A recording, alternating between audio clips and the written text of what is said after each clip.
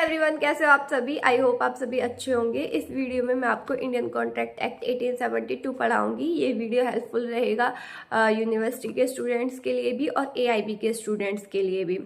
जो Indian contract act 1872 का act है, ये ब्रिटिशर्स के टाइम का एक्ट है और एक्ट नंबर 9 है, act number 9 of 1872।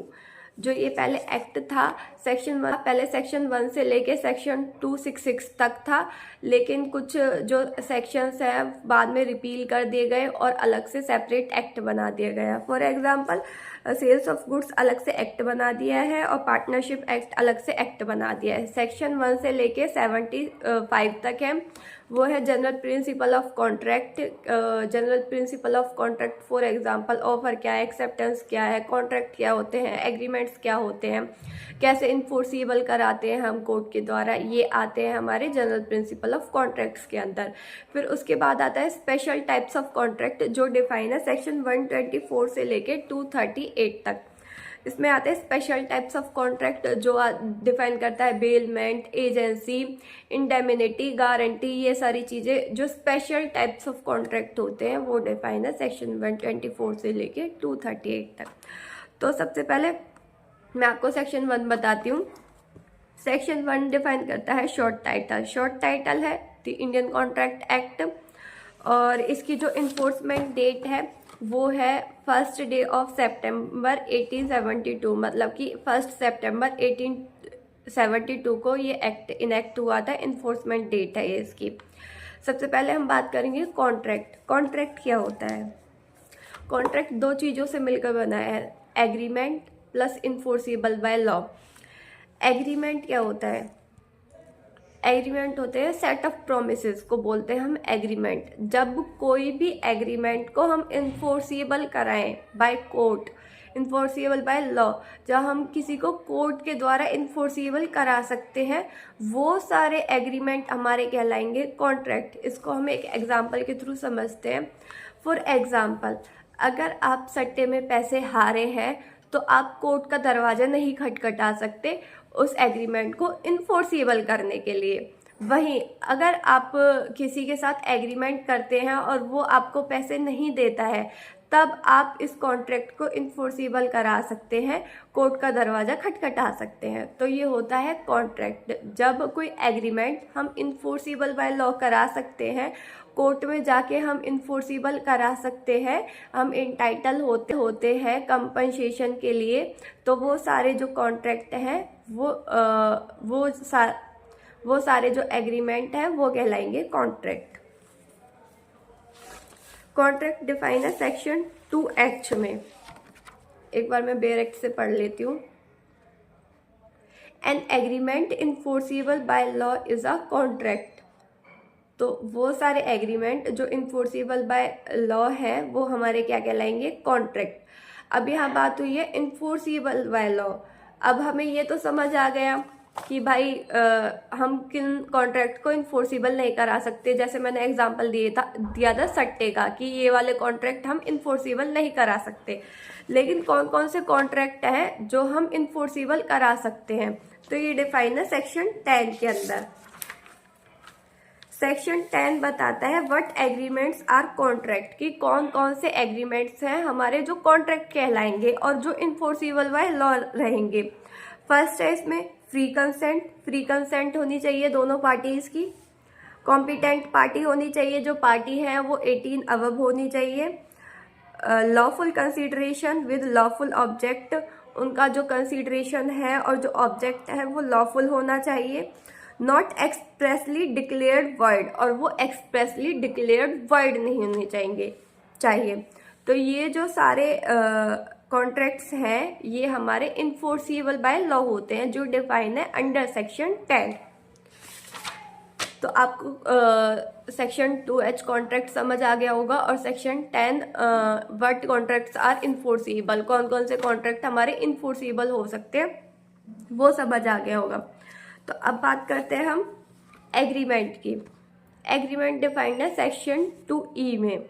Every promises and every set of promises forming the consideration for each other is an agreement. अब यहाँ एग्रीमेंट की बात हुई है कि एवरी सेट ऑफ प्रोमिसेस, मतलब प्रोमिसेस हो, एक प्रोमिसेस या set of promises plus consideration, जो फॉर्म करेंगे consideration, consideration in the form of money, कुछ रिटर्न में मनी के फॉर्म में, तो वो चीज़ कहलाएगी हमारी एग्रीमेंट, जो कि डिफाइन है सेक्शन 2E में। अब इंडियन कॉन्ट्रैक्ट एक्ट में बहुत फेमस केसेस हैं ये वेलफेयर वर्सेस वेलफेयर, कि जो सोशल एग्रीमेंट्स होते हैं वो इन्फोर्सिबल नहीं होते हैं।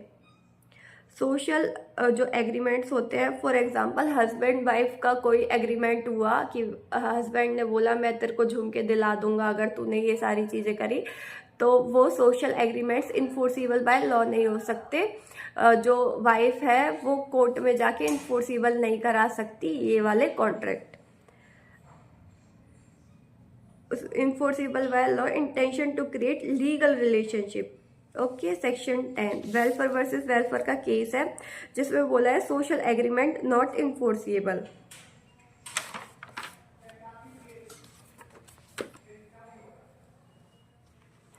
फिर उसके बाद है ऑफर। सेक्शन 2A में ऑफर की डेफिनेशन है, सेक्शन 2B में एक्सेप्टेंस की डेफिनेशन है। ऑफर, किसी ने ऑफर दिया, अपनी विलिंगनेस परफॉर्म करी आपके आगे। When one person signifies to another his willingness to do or to abstain from doing anything with a view to obtaining the assent of that other to such act or abstinence, he is said to make a proposal। अगर कोई person अपनी इच्छा प्रकट करे आपके सामने कि वो ये प्रपोजल देना चाहता है आपको, तो उसको बोलते हैं ऑफर। और सेक्शन 2B में है एक्सेप्टेंस। अगर कोई पर्सन आपने जो ऑफर दिया है उसको एक्सेप्ट कर ले तो उसे बोलेंगे एक्सेप्टेंस, और वो हो जाएगा एक तरह से प्रॉमिस, बिकम्स अ प्रॉमिस।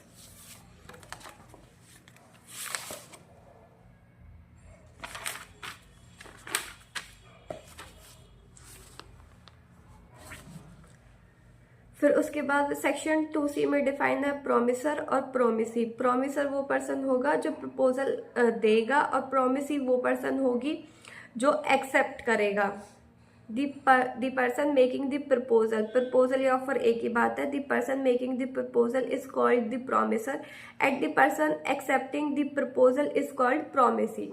जहाँ भी प्रोमिसर आएगा मतलब उसने ऑफर दिया है, और जहाँ प्रोमिसी आएगी उसने एक्सेप्टेंस करी है।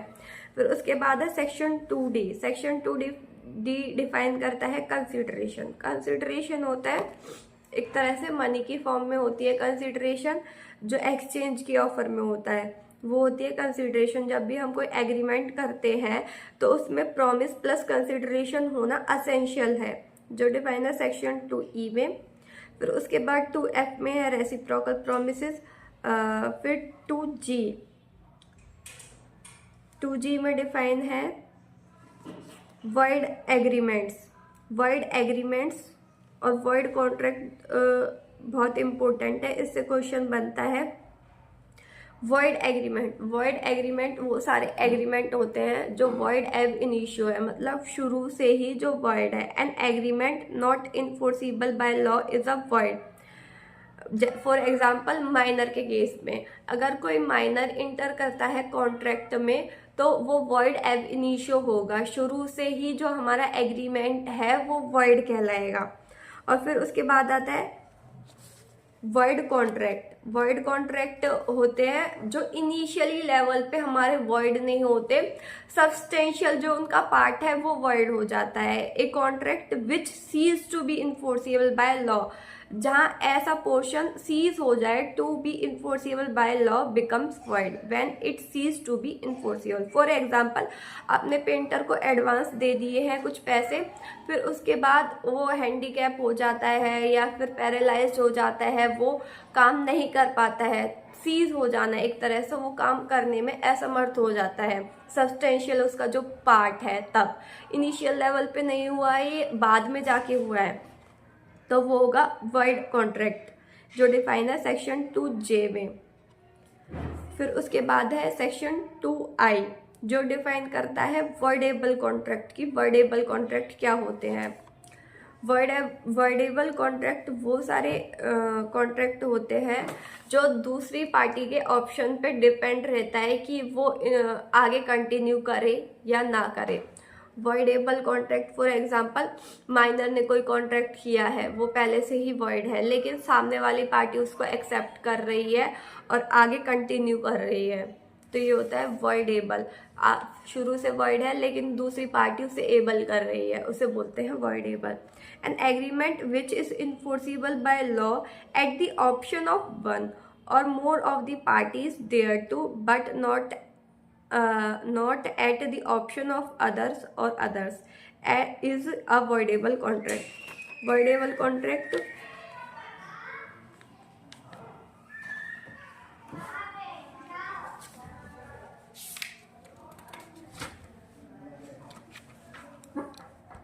तो इस वीडियो में मैंने आपको सेक्शन 1 और सेक्शन 2 बता दिया है। नेक्स्ट वीडियो में मैं कवर करूँगी सेक्शन 3 से लेके 75 तक।